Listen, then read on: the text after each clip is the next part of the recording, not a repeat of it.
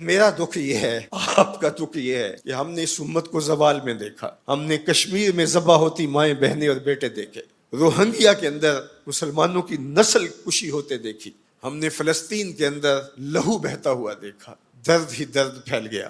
آج ان یتیموں کے سر پہ کوئی ہاتھ رکھنے والا نہیں ہے۔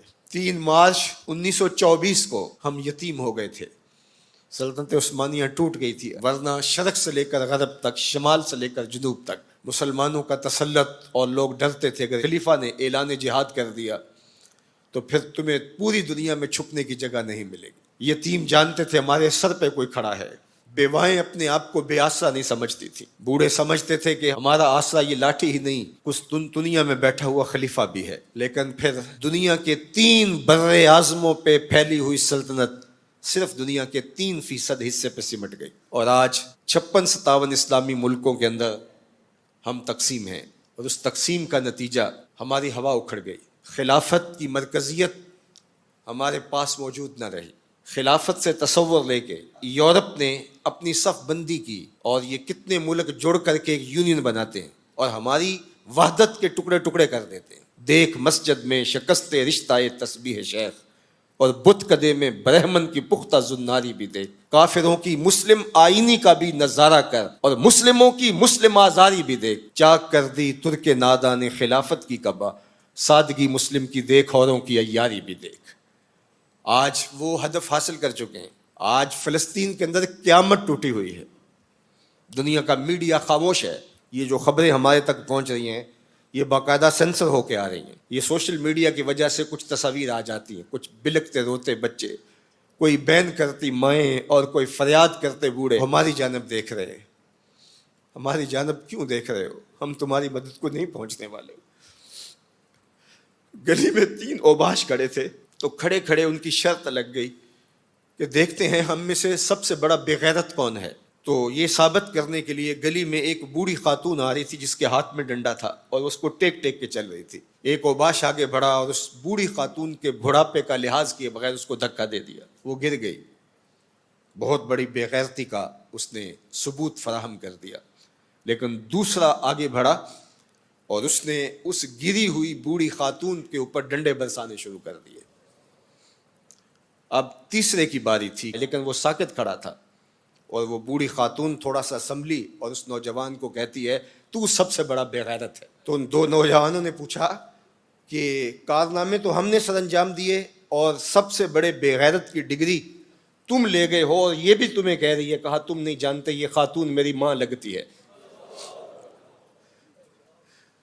آج اسرائیل نے ان کو مارا، برطانیہ کا وزیر اعظم جنگی جہاز کے اوپر بیٹھ کے ان گرے ہوئے مفلوق الحال لوگوں پر بم برسانے کے لیے خود پہنچا، لیکن وہ کہہ رہے امت مسلمہ تم بے غیرت ہو، ہم تمہاری مائیں لگتی ہیں، ہم تمہاری بہنیں لگتی ہیں،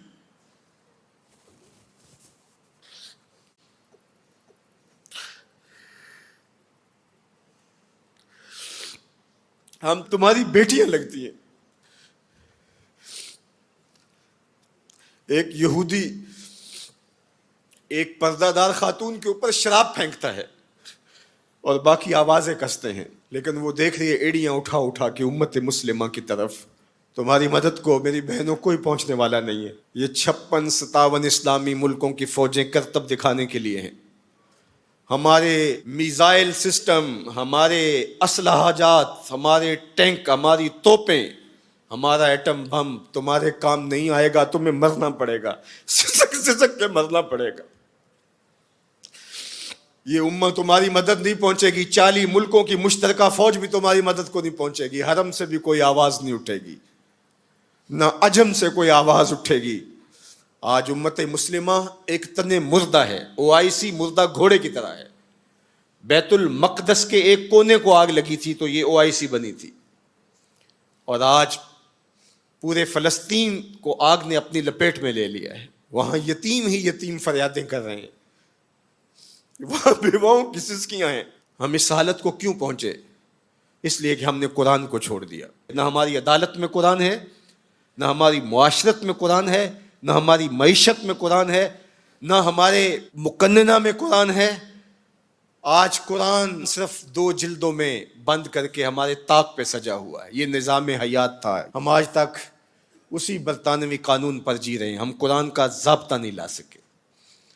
56-57 اسلامی ملک. مجھے بتاؤ آج کسی کو کوئی کہیں سے نکال دے تو دوسرا ملک نیشنلٹی دے دیتا ہے, اس کو شہریت دے دیتا ہے. آج اسلام کو ملک بدر کیا گیا. بتاؤ 56-57 اسلامی ملکوں نے کس نے اس کو شہریت دی ہے؟ کہاں جمہوریت, کہیں بادشاہت, کہاں شخصی نظم. 56-57 اسلامی ملکوں میں اسلام گھومتا رہا.